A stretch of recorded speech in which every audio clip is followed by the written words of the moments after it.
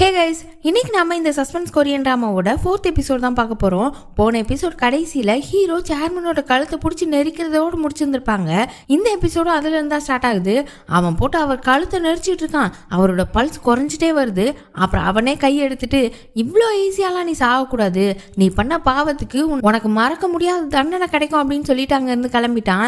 அந்த ரூமை விட்டு வெளியில வந்துட்டு இருக்கும்போது அட்டாப்சி பண்ற டாக்டர் கிட்ட இருந்து கால் வருது. மின்ஹோவோட டெட் பாடியில கை விரல் நகத்துல யாரோட தோலோ இருந்திருக்கும். அதோட டிஎன்ஏவை டாக்டர் செக் பண்ணிட்டு ரிசல்ட் வந்துருச்சுன்னு கால் பண்ணிருக்காரு. அந்த டிஎன்ஏ யாரோடது அப்படின்றதுலாம் நமக்கு சொல்லல, ஆனா ஹீரோ கிட்ட அந்த டாக்டர் சொல்லிட்டாரு. அப்புறம் இங்க கட் பண்ணி மின்ஹோவோட இறுதி சடங்குல தான் காட்டுறாங்க. அங்க இப்ப சூஹோ, யூரா எல்லாருமே இருக்காங்க. அப்ப அங்க டீம் லீடரும் டிடெக்டிவும் வராங்க. கொரியால இறுதி சடங்கு நடக்கும்போது அவங்க மொய் எழுதுற மாதிரி நோட் பேப்பர்ல எழுதி காசெல்லாம் கொடுக்குறாங்க.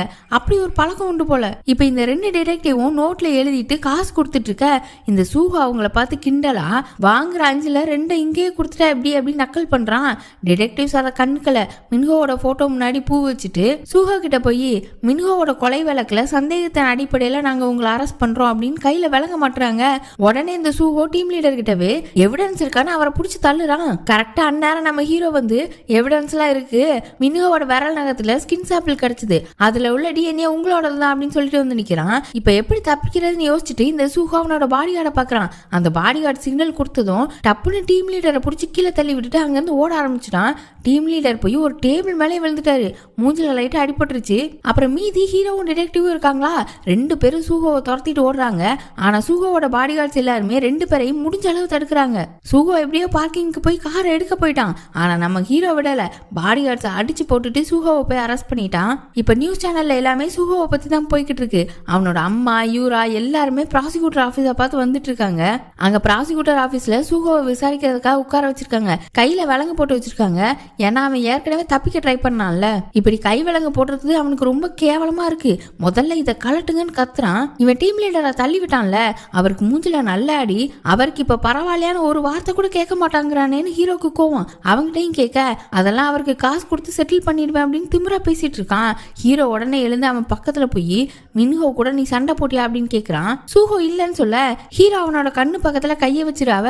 பார்த்தா கண்ணு கிட்ட ஒரு காயம் இருக்கு. காயம் தெரியக்கூடாதுன்னு நல்லா மேக்கப் போட்டு வந்திருக்கான் அந்த சூஹோ.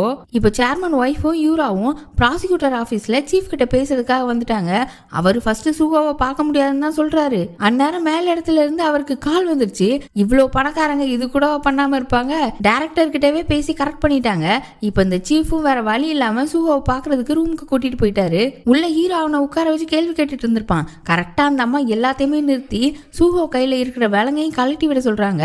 ஹீரோ ஃபர்ஸ்ட் முடியாதுன்னு தான் சொல்றான். ஆனா சீஃபே கழட்டி விட சொல்லிட்டாரு. சரின்னு கழட்டி விட்டுட்டு அந்த ரூம்ல இருந்து வெளியில போயிட்டான். இப்ப சேர்மன் ஒய்ஃப் சூஹோ காது பக்கத்துல போய், எல்லாத்தையுமே நான் பாத்துக்கிறேன், நீ வாயை மட்டும் திறக்காம இருக்கணும், கடைசி வரைக்கும் ஒரு வார்த்தை உன் வாயில இருந்து வரக்கூடாது, அப்பதான் நீ உருப்படியே வீடு வந்து சேர முடியும் அப்படின்னு சொல்லிட்டு போறாங்க. அப்புறம் யூரா ஹீரோ கிட்ட வந்து, ஃபர்ஸ்ட் என் அண்ணிய சந்தேகப்பட்டீங்க, இப்ப என்னோட அண்ணனையா, அவன் கொஞ்சம் முரணம் தான், ஆனா கொலை பண்ற அளவுக்குலாம் அவன் ஒர்த்து கிடையாதுன்னு சொல்றா. அப்புறம் இங்க கட் பண்ணி இறுதி சடங்குல கட்டுறாங்க. இறுதி சடங்கு முழுசாவே முடியல. அதுக்குள்ளவே சூஹோவை அரெஸ்ட் பண்ணதுனால இறுதி சடங்கு அப்படியே நிறுத்திட்டாங்க. அப்புறம் இவங்க கம்பெனி சார்பா பிரஸ், நியூஸ் எல்லாம் கூப்பிட்டு ஒரு அனௌன்ஸ்மெண்ட் மாதிரி கொடுக்குறாங்க. என்னன்னா, ஏற்கனவே துக்கத்துல இருக்கிற குடும்பத்துல ஒருத்தர் அரெஸ்ட் பண்ணி கூட்டிட்டு போயிட்டாங்க. மின்ஹோவை கொலை பண்ண குற்றவாளி யாருன்னு கண்டுபிடிக்கிற வரை நாங்க இந்த இறுதி சடங்கை தள்ளி வைக்கிறோம் அப்படின்னு ஒரு ஸ்டேட்மெண்ட் கொடுத்துட்டாங்க. இன்னொரு பக்கம் சூஹோ ஒய்ஃபை பார்த்தா, அவ புருஷனை அரெஸ்ட் பண்ணி கூட்டிட்டு போயிட்டாங்க. ஆனா இந்த அம்மா நல்லா தண்ணியை போட்டுட்டு இன்னொருத்தன் கூட சுத்திட்டு இருக்கு. இவ ஒரு ஆர்ட் கேலரி மாதிரி ஒரு இடம் வச்சிருக்கா. அங்க எக்கச்சக்க பெயிண்டிங்ஸ் இருக்கு. அங்க ஒருத்தனை கூட்டிட்டு வந்திருக்கா. இப்ப அந்த ஆர்ட் கேலரியில ஒரு ஆர்ட் அவன் பார்த்துட்டு, இது எனக்கு ரொம்ப பிடிச்சிருக்கு அப்படின்னு சொல்லும்போது, அப்ப எடுத்துக்கோன்றா.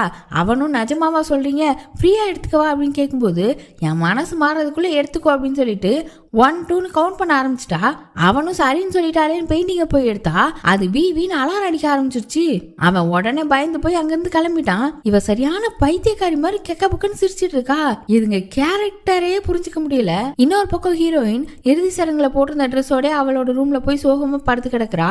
ஹீரோ கால் பண்ணிட்டே இருக்கான், ஆனா எடுக்கவே இல்லை. இவனும் ஒரு 2-3 வாட்டி ட்ரை பண்ணிட்டு சரி வேலையை பார்ப்போம் அப்படின்னு அவனோட வீட்டில் ஒரு சிஸ்டம் வச்சிருக்கான். அதை போய் லாகின் பண்றான். அந்த சிஸ்டத்துல தான் கோசன் ஃபேமிலியோட எல்லா டீடைல்ஸுமே இருக்கு. அந்த கம்பெனில நடக்கிற விஷயம், அந்த குடும்பத்துல உள்ள ஒரு நிகழ்வையுமே அவன் எடுத்து வச்சிருக்கான். இப்ப அந்த வீட்டுல உள்ளவங்க எல்லாரோட ப்ரொஃபைலுமே ஓபன் பண்ணி வச்சு பார்த்துட்டு இருக்கான். அப்ப திடீர்னு அதுல ஏதோ ஒரு விஷயத்த கண்டுபிடிச்ச மாதிரி மின்ஹோவோட ப்ரொஃபைலையும் சூஹோவோட ப்ரொஃபைலையும் பக்கத்துல வச்சு பார்த்துட்டே இருக்கான். ஏதோ பெருசா ஒன்னு கண்டுபிடிச்சிருக்கான். அடுத்த நாள் டீம் லீடரும் டிடெக்டிவும் இருக்காங்கல்ல, அவங்க 2 பேரையும் இவனோட ஆஃபீஸ்க்கு வர சொல்லியிருக்கான். இப்போ அந்த ஆஃபீஸில் உள்ள எல்லாருமே வந்துட்டாங்க. இப்போ இவங்களை 2 டீமாக பிரிக்கிறான். ப்ராசிக்யூட்டர் டீம் தனியா, டிடெக்டிவ் டீம் தனியா. ப்ராசிக்யூட்டர் டீமை ஹெலிகாப்டர் ஆக்சிடென்ட் நடந்துச்சுல அந்த விஷயத்த முதல்ல இருந்து விசாரணை பண்ண சொல்றான். இருக்கிற எல்லா எவிடன்ஸையுமே செக் பண்ணி கிடைக்கிற இன்ஃபர்மேஷன் எல்லாம் கலெக்ட் பண்ணி எல்லாத்தையுமே ரெக்கார்டாக போட சொல்றான். டிடெக்டிவ் டீமை மின்ஹோவோட கொலை கேஸை திரும்பவும் முதல்ல இருந்து விசாரிக்கணும்னு சொல்றான். எல்லாருமே விசாரிச்சு கிடைக்கிற இன்ஃபர்மேஷனை மாற்றி மாற்றி ஷேர் பண்ணிட்டு நல்லா வேலை பார்க்கணும். இப்போ கோசனோட லீகல் டீமும் இந்த பிரச்சனைக்குள்ள வந்துருச்சு. சூஹோவை காப்பாத்துறதுக்கு என்னென்னமோ பண்றாங்க. அதனால நமக்கு ரொம்ப இடைஞ்சலா இருக்கும். அதையும் தாண்டி நம்ம எல்லா விஷயத்தையுமே பண்ணணும் அப்படின்னு ஹீரோ எல்லாரையும் வச்சு மீட்டிங் மாதிரி பேசி முடிக்கிறான். உடனே எல்லாருமே இப்ப வேலையை பார்க்கறதுக்கு கிளம்பிட்டாங்க. ஃபர்ஸ்ட் ப்ராசிக்யூஷன் டீம் அவங்களுக்கு ஹெலிகாப்டர் ஆக்சிடென்ட் கேஸ் தானே, அதனால ஹெலிகாப்டர்ல இருந்து கிடைச்ச எல்லா எவிடன்ஸையுமே ஒன்னொன்னா பாக்குறாங்க. அந்த ஆத்துல ஹெலிகாப்டர் விழுந்தப்போ தண்ணி வேற அதிகமா போயிட்டு இருந்துச்சு. அதனால முக்காவாசி எவிடன்ஸ் அதுலயே அடிச்சுட்டு போயிடுச்சு. இருக்கிற கொஞ்சம் எவிடன்ஸ் தான் செக் பண்றாங்க. அதுல ஒரு வித்தியாசமான ஒரு எவிடன்ஸ் அவங்களுக்கு கிடைக்குது. என்னன்னா அந்த சீனியர் பைலட் அவரோட கண்ணுல ஐட்ராப்ஸ் போட்டிருப்பாரா அந்த டப்பா. இன்னொரு பக்கம் நம்ம ஹீரோ இன்னமும் அந்த சூகாவை இன்ட்ரோகேஷன் பண்றதுக்காக அந்த ரூம்ல தான் வச்சிருக்கான். அவனோட அம்மா தான் வாயை திறக்க கூடாதுன்னு சொல்லிட்டாங்கல்ல, அதனால அவனும் வாயை திறக்கவே மாட்டேங்கிறான். ஆனா ஒரு விஷயத்துக்கு மட்டும் வாயை திறப்பான். இந்த டிடெக்டிவ் ப்ராசிக்யூட்டர்ஸ் எல்லாத்தையுமே கிண்டல் பண்றதுக்காக. அதுவும் எப்படி கிண்டல் பண்ணுவான் தெரியுமா? கொடுக்குற 5க்கும் 10க்கும் கரெக்டாக தான் வேலை பார்க்குறீங்க, இப்படி பண்ணி தானே அவங்க வாழ்க்கையை ஓட்ட முடியும், அப்படி இப்படின்னு அவங்களோட சம்பளத்தை வச்சே தான் அவன் கிண்டல் பண்ணுறான். இப்போ ஹீரோ இருந்துட்டு நாங்களாவது உழைச்சி சம்பாதிக்கிறோம், ஆனால் சில பேர் அவங்க அப்பா கிட்ட திட்டு வாங்கிட்டு இருக்காங்க அப்படின்னு சேர்மன் இந்த சூஹோ வாயில சாப்பாடை திணிச்சார்ல அதை மென்ஷன் பண்ணுற மாதிரி அசிங்கப்படுத்தி விட்டுட்டான். இந்த சூஹோக்கு செம்மையாக கோவம் வந்துருச்சு. தண்ணியை தூக்கி அடிச்சிடுறான். இப்போ இவனை கொஞ்சம் அசைச்சு பார்த்தாச்சா ஹீரோ ஒன்று, நீ சேர்மன் பதவிக்கு ஆசைப்பட்டாலும் அதை எப்படி சொந்த தம்பியே கொல்ல முடியும்? சரிதான், சொந்த தம்பியா தானே அப்படின்னு சொல்றான். நமக்கு அப்படியே ஷாக்கா இருக்கு.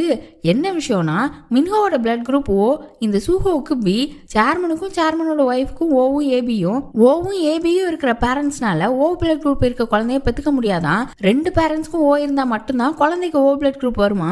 இந்த விஷயத்த தான் ஹீரோ நேத்து கண்டுபிடிச்சிருக்கான். இப்ப ஹீரோ சூஹோவை ட்ரிகர் பண்ற மாதிரி அவன் தம்பி கிடையாது, அவன் ஒருவேளை சேர்மன் ஆயிட்டா என்ன பண்றது அப்படின்னு தானே அவனை கொலை பண்ண அப்படின்னு கேட்க இந்த சூஹோவும் உணர்ச்சி வசப்பட்டுட்டு அவன் ஒரு மிருகம், அவன் நல்லா பீஸா வெட்டி சாகடிக்கணும் அப்படின்னு எமோஷனல் ஆகி கத்திட்டான். இவன் பக்கத்துல இவனோட லாயர் இருந்திருப்பாங்க, எவ்வளவோ தடுக்க பார்த்திருப்பாங்க. ஆனா இவன் வாயை திறந்துட்டான். இப்ப அப்படியே ஒரு பிளாஷ்பேக் காட்டுறாங்க. ஃபர்ஸ்ட் இந்த குடும்பத்துல சேர்மன் ஒய்ஃபு, சூஹோ, யூரா இவங்க 4 பேரும் சந்தோஷமா தான் இருந்திருக்காங்க. அப்பதான் இந்த வீட்டுக்கு கை குழந்தைய மின்ஹோவை எடுத்துட்டு வந்திருக்காங்க. மின்ஹோவோட அம்மா எல்லாம் கூட வரவே இல்லை. அவங்க இருக்காங்களா இல்லையான்னு எதுவுமே நமக்கு காட்டல. மின்ஹோவை மட்டும் கை குழந்தைய தூக்கிட்டு வராங்க. இந்த குழந்தை வந்ததுக்கு அப்புறம் தான் சேர்மன் ஒய்ஃபோட நடவடிக்கையே கொஞ்சம் கொஞ்சமா மாற ஆரம்பிச்சிருந்திருக்கு. ஃபர்ஸ்ட்ல அவங்க ரொம்ப அன்பா தான் இருந்திருக்காங்க, இந்த குழந்தையால தான் மாறிட்டாங்களாம். அதுல இந்த குழந்தைய வந்த மின்ஹோ அழவே மாட்டானா. 4-5 நாள் பட்னி போட்டா கூட இந்த குழந்தை அழாதான். அப்பவே அதுக்கு தெரிஞ்சிருக்கு அழுது எந்த பிரயோஜனமும் இல்லைன்னு. எல்லாரும் மேல டேபிள்ல உட்காந்து சாப்பிடுறாங்க. ஆனா இந்த மின்ஹோவுக்கு மட்டும் நாய் மாதிரி கீழே தான் சாப்பாடு போட்டிருக்காங்க. சூஹோ ஒரு நாயை வளர்த்துருப்பான். அந்த நாயை சேர்மனோட ஒய்ஃப் எல்லாரும் பாசமா பாத்துக்கிறாங்கன்னு சின்ன வயசு மின்ஹோவுக்கு பிடிக்கல, சாகடிச்சிட்டான். இதனால சேர்மனோட ஒய்ஃப் பெல்ட்டை வச்சு மின்ஹோவை அடி வெளுத்திருக்காங்க. இந்த பாதிப்புனால தான் அவன் ஹீரோயினை பெல்ட்டை வச்சு அடிப்பான் போல. இது எல்லாத்தையுமே சூஹோ ஹீரோ கிட்ட சொல்றான். சொல்லி முடிச்சுட்டு நிஜம்தான், மின்ஹோ இறந்த அன்னைக்கு நானும் அவனும் சண்டை போட்டோம், ஆனா அது நீ நினைக்கிற மாதிரி விஷயத்துக்கு கிடையாது அப்படின்னு சொல்றான். அப்போ ஹீரோவோட டீம்ல இருந்து ஒரு ஆள் வந்து ஒரு முக்கியமான விஷயம் ஒண்ணு அப்படின்னு ஹீரோவை வெளியில கூட்டிட்டு போறாங்க. அதான் அந்த ஐட்ராப்ஸ் டப்பா கிடைச்சிச்சுல, அந்த டப்பாவை லேபுக்கு கொடுத்து டெஸ்ட் பண்ணி இருந்திருக்காங்க. அதுல அலர்ஜி உண்டாக்குற மருந்து இருந்திருக்கு. அதனாலதான் பைலட்டுக்கு ஹார்ட் அட்டாக் வந்திருக்கு. அது மட்டும் இல்லாம அந்த ஐட்ராப்ஸ்ல அலர்ஜி உண்டாக்குற மருந்துலாம் இருக்கிறதுக்கு வாய்ப்பே கிடையாது. அந்த பைலட்டுக்கு எதனால அலர்ஜின்னு தெரிஞ்ச ஒருத்தர் தான் ஐட்ராப்ஸ்ல அந்த விஷயத்த கலந்துருக்காங்கன்னு கண்டுபிடிக்கிறாங்க. அதுவும் அந்த பைலட்டோட ஒய்ஃபோட ஃபிங்கர் பிரிண்ட் அந்த ஐட்ராப்ஸ்ல இருந்திருக்கு. ஹீரோ உடனே பைலட்டோட ஒய்ஃப் எங்க இருக்காங்கன்னு விசாரிங்கன்னு சொல்ல நமக்கு அப்படியே பைலட்டோட ஒய்ஃபை காட்டுறாங்க. அவங்களுக்கு ஏதோ ஒரு லேடி கால் பண்ணி உன் மேல சந்தேகம் வந்துருச்சு, உடனே அங்க இருந்து கிளம்பு, டைம் இல்லை அப்படின்னு வார்ன் பண்றாங்க. ஹீரோவோட டீமும் இந்த அம்மாவோட வீட்டுக்கு வந்து பாக்குறாங்க. ஆனா இந்த அம்மா அதுக்குள்ளே எஸ்கேப் ஆயிடுச்சு. இப்ப அந்த அம்மா கார்ல ஏறி உட்காந்துட்டு காரை ஸ்டார்ட் பண்ணலான்னு போகும்போது பின்னால இருந்து யாரோ மயக்க மருந்த மூக்கில் வச்சு மயக்கம் ஆக்கி கொரியர் வண்டியில போட்டு கடத்தி தூக்கிட்டு போயிட்டாங்க. யார் கடத்தினது என்னெல்லாம் நமக்கு முகத்தையே காட்டல. இன்னொரு பக்கம் சூஹோ இப்ப சொன்னான்ல நானும் மின்ஹோவும் சண்டை போட்டோன்னு, அது ஒரு கிளப்ல வச்சுதான் நம்ம டீம் லீடர் கிளப்புக்கே போய் சிசிடிவி வாங்கிட்டு ஹீரோக்கு கால் பண்றாரு. சிசிடிவி கிடைச்சிருச்சு. மின்ஹோ சூஹோ சண்டை போட்ட விஷயத்த பார்த்த விட்னஸும் இருக்காங்க. ஆனா அவங்க கிட்ட இருந்து ஸ்டேட்மெண்ட் வாங்குறதுலாம் ரொம்ப கஷ்டமா இருக்கு. ஏன்னா எல்லாமே பெரிய இடத்த ஆளுங்கன்னு சொல்றாரு. ஹீரோவும் சரி சிசிடிவி ஃபுட்டேஜ் மட்டும் காப்பி பண்ணி கொண்டு வாங்க அப்படின்னு சொல்ல இப்போ ஒரு meeting. Prosecution team, detective team 2 பேருமே இருக்காங்க. இப்போதைக்கு என்னென்ன இன்ஃபர்மேஷன் கிடைச்சிருக்குன்னு எல்லாத்தையுமே டிஸ்கஸ் பண்றாங்க. பைலட்டோட ஒய்ஃப் தான் இப்ப மெயின் டார்கெட். அந்த அம்மா சரியான ஷாப்பிங் பைத்தியமா, எக்கச்சக்க பிராண்டட் ஷூ பேக் வாங்கி நிறைய செலவு பண்ணிருக்கு. அப்புறம் அந்த கடன் எல்லாம் கட்ட முடியாம தவிச்சிட்டு இருக்கும்போது தான் ஹஸ்பண்ட் பேர்ல நிறைய இன்சூரன்ஸ் போட்டிருக்காங்க. இந்த அம்மா மேல இப்ப பெரிய சந்தேகம் இருக்கு. அப்புறம் கிளப்ல வச்சு ஹீரோவும் சூஹோவும் சண்டை போட்ட வீடியோவை எல்லாருமே பாக்குறாங்க. இந்த சண்டையில தான் மின்ஹோவோட நகத்துல சூஹோவோட ஸ்கின் சாம்பிள் வந்திருக்கும்னு நல்லாவே தெரியுது. இப்ப இந்த சூஹோவை விசாரிச்சுட்டு இருக்காங்கல்ல, அது வாரண்டே இல்லாம தான் கொரியால சந்தேகப்படுறவங்கள 48 மணி நேரம் தான் வாரண்டே இல்லாம விசாரிக்கலாம். இப்ப எப்படியாவது எவிடன்ஸ் திரட்டி அரெஸ்ட் வாரண்ட் வாங்கணும்னு தான் இவ்வளவு போராடிட்டு இருக்காங்க. இன்னொரு பக்கம் ஹீரோயின் சேர்மன் ஒய்ஃப் கிட்ட வந்து நான் இந்த வீட்டை விட்டு கிளம்ப போறேன்னு சொல்றா. அதுக்கு அவங்க நீ இந்நேரம் வீட்டை விட்டு போனா எல்லாருமே சூஹோ தான் மின்ஹோவை சாகடிச்சிருப்பான், அதனால தான் நீ வெளியில போறேன்னு பேசிப்பாங்க, கொஞ்ச நாள் இங்கே இரு அப்படின்னு சொல்றாங்க. ஆனா அவ இந்த வீட்டில் என்னைக்காவது நீங்க என்ன ஒரு ஆளா பாத்திருக்கீங்களா? இங்க வேலை செய்யறவங்களுக்கு கீழே தானே நீங்க என்ன வச்சிருந்தீங்கன்னு, இதுக்கு மேல என்னால இங்க இருக்க முடியாதுன்னு சொல்லிட்டு வெளியில கிளம்பிட்டா. அப்ப எதிர்த்தாப்புல யூரா வரா. யூராக்கு எப்பவுமே ஹீரோயின் மேல ஒரு சாஃப்ட் கார்னர் உண்டு. இப்பவும் வெளியே போகாதுன்னு சொல்லல. உனக்கு தங்குறதுக்கு இடம் இருக்கா, என் கூட வந்து தங்கிக்கிறியான்னு தான் கேக்குறா. ஹீரோயினும் இல்ல நான் என் ஃப்ரெண்டு கூட தங்கிப்பேன் அப்படின்னு சொல்றா. ஹீரோயினோட ஃப்ரெண்டு ஆல்ரெடி ஹீரோயினை பிக்கப் பண்றதுக்காக காரோட அங்கதான் நின்றுட்டு இருக்கா. இப்ப வீட்டை விட்டும் கிளம்பிட்டா. ஹீரோயினுக்கு இப்பதான் ஒரு விடுதலை கிடைச்ச மாதிரி இருக்கு. அவ ஃப்ரெண்டுக்குமே ரொம்ப சந்தோஷம். எப்படியோ நீ அங்க இருந்து வந்துட்டியே அதுவே போதும் அப்படின்னு அவளோட ரெஸ்டாரண்ட்டுக்கே கூட்டிட்டு போயிட்டு இருக்கா. ஹீரோட ரிப்போர்ட்டர் ஃப்ரெண்ட் இருக்கான்ல, அவன் ஆல்ரெடி ரெஸ்டாரண்ட்ல தான் உட்காந்துருக்கான். அவன் அடிக்கடி இங்க வருவான் போல.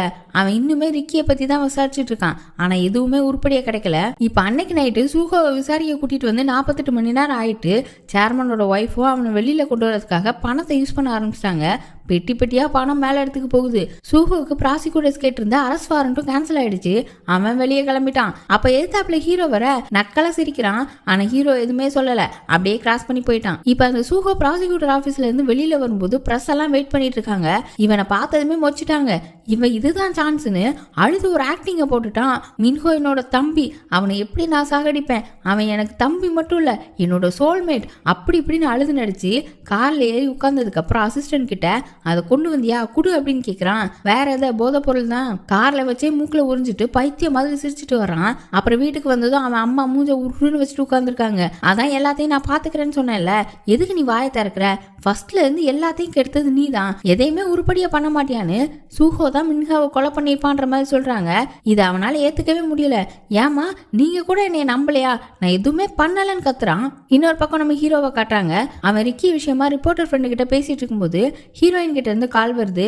இவன் உடனே ரிப்போர்ட்டர் ஃப்ரெண்டு காலை கட் பண்ணிட்டு அதை அட்டன் பண்றான். அந்த பக்கம் ஹீரோயின் என்ன சொன்னா என்னெல்லாம் தெரியல. ஹீரோ விறுவிறுன்னு கிளம்பி டாக்ஸியை பிடிச்சி வீட்டுக்கு போறான். பார்த்தா ஹீரோயின் இவனோட வீட்டுக்குள்ளதான் இருக்கா. வேகமா ஓடி போய் அவளை ஹக் பண்ணிக்கிறான். 2 பேரும் பாச மலையை பொழிஞ்சிட்டு இருக்கும்போது காலிங் பெல் அடிக்கிற சத்தம் கேக்குது. இன்டர்காம்ல யாருன்னு பார்த்தா யூரா வந்திருக்கா. ஹீரோ கதவை திறந்து யூராவை உள்ளெல்லாம் கூப்பிடல, அதான் ஹீரோயின் உள்ள இருக்கால, கதவை லைட்டா திறந்து பேசுறான். அப்பவே யூரா உள்ள ஒரு லேடிஸ் ஹில்ஸ் இருக்கிறத பாத்துட்டா. ஆனா அது ஹீரோயினோடதுலாம் அவளுக்கு தெரியல. இப்ப 2 பேருமே வெளியில போய் பேசுறாங்க.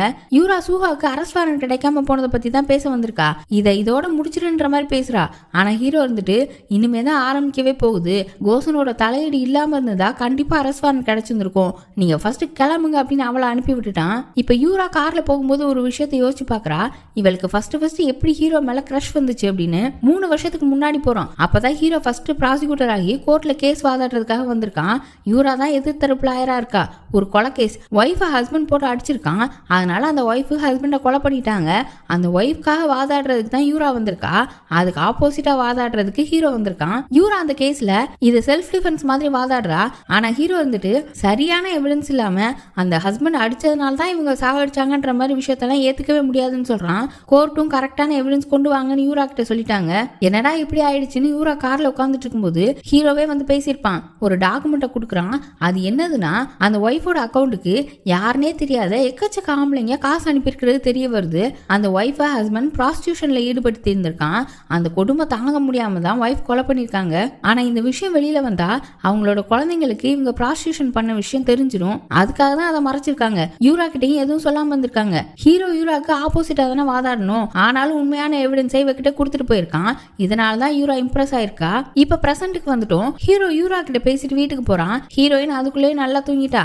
அவனும் அவளை பார்த்துட்டே பக்கத்துல படுத்துட்டான். இப்ப அடுத்த நாள் காலையில ஆயிடுச்சு. இன்னைக்கு ஹீரோ ஆபீஸ்க்கு லீவ் போட்டுட்டு ஹீரோயினும் அவனோட கிராமத்து பக்கம் கூட்டிட்டு போறான். ரொம்ப நாள் கழிச்சு ஹீரோயின் ரொம்ப சந்தோஷமா இருக்கா. கார்ல போகும்போதே ஸ்நாக்ஸ் சாப்பிட்டு 2 பேருமே செம்ம ஜாலியா போறாங்க. அவங்க இப்ப போய் சேரும் போது நைட் ஆயிடுச்சு. ஒரு கோயிலுக்கு போயிருக்காங்க. அங்க ஹீரோவோட அம்மா அப்பா நினைவா இருக்கிற பேர் பலகை இருக்கு. அதுக்கு சாமி கும்பிட்டுட்டு அன்னைக்கு நைட் அந்த கோயிலே தங்கிட்டாங்க. ஹீரோயினை முடிஞ்ச அளவு சந்தோஷமா சிரிக்க வச்சுட்டே இருக்கான். அன்னைக்கு நாள் முடிஞ்சு அடுத்த நாள் திரும்ப ஊருக்கு கிளம்பிட்டாங்க. சிட்டி கிட்ட வந்ததுமே ஹீரோயின் இருந்துட்டு நான் ஒரு ஃப்ரெண்டை பார்க்கணும் அப்படின்னு சொல்லி நடுவுல இறங்கிட்டா. சரி நீ ஃப்ரெண்டை பார்த்துட்டு வா, நான் வெயிட் பண்றேன் அப்படின்னு சொன்னாலுமே இல்ல வேண்டாம் டைம் ஆகுது நீங்க போங்க அப்படின்னு ஹீரோவை அனுப்பி விட்டுட்டா. இப்ப ஹீரோ கார் எடுத்துட்டு கொஞ்ச தூரம் போகும்போதே ஒரு கால் வருது. அவனோட போனுக்கு இல்ல, ஹீரோயின் போனை வச்சுட்டு போயிட்டா. அவளோட போனுக்கு வருது. எடுத்து பேசினா ஒரு ஹாஸ்பிட்டல்ல இருந்து பேசுறாங்க. அதுவும் கைனகாலஜிஸ்ட். இன்னைக்கு அவளுக்கு அப்பாயின்மெண்ட் இருக்கான். அவ இன்னுமே வரல அப்படின்னு கேக்குறாங்க. உடனே அவனும் அந்த ஹாஸ்பிட்டல் எங்க இருக்குன்னு கேட்டுட்டு வண்டியை திருப்புறான். அந்த ஹாஸ்பிட்டலுக்கு போய் பார்த்தா ஆல்ரெடி அங்க ஹீரோயின் போயிட்டா. டாக்டர் உள்ள அவளை செக் பண்ணிட்டு இருக்காங்க. இவனும் கார்டியன்னு சொல்லிட்டு அந்த ரூம் எட்டி பாக்குறான். ஹீரோயின் வயிற்றுல தான் ஸ்கேன் பண்றாங்க. குழந்தையோட ஹார்ட் பீட்லாம் கேக்குது. ஹீரோயின் பிரெக்னண்டா இருக்கா. ஹீரோக்கு செம்ம ஷாக்கு. அப்படியே அந்த எபிசோட முடிச்சிட்டாங்க. இருக்கிற சஸ்பென்ஸ் பார்த்தாதுன்னு இப்போ இந்த ஹீரோயினை வேற பிரெக்னென்ட் ஆக்கியிருக்காங்க. சரி அடுத்து என்ன நடக்க போகுதுன்னு நாளைக்கு பார்ப்போம். வீடியோ பிடிச்சிருந்தா மறக்காம லைக் பண்ணி ஷேர் பண்ணுங்க. சப்ஸ்கிரைப்பும் பண்ணிருங்க. Bye by.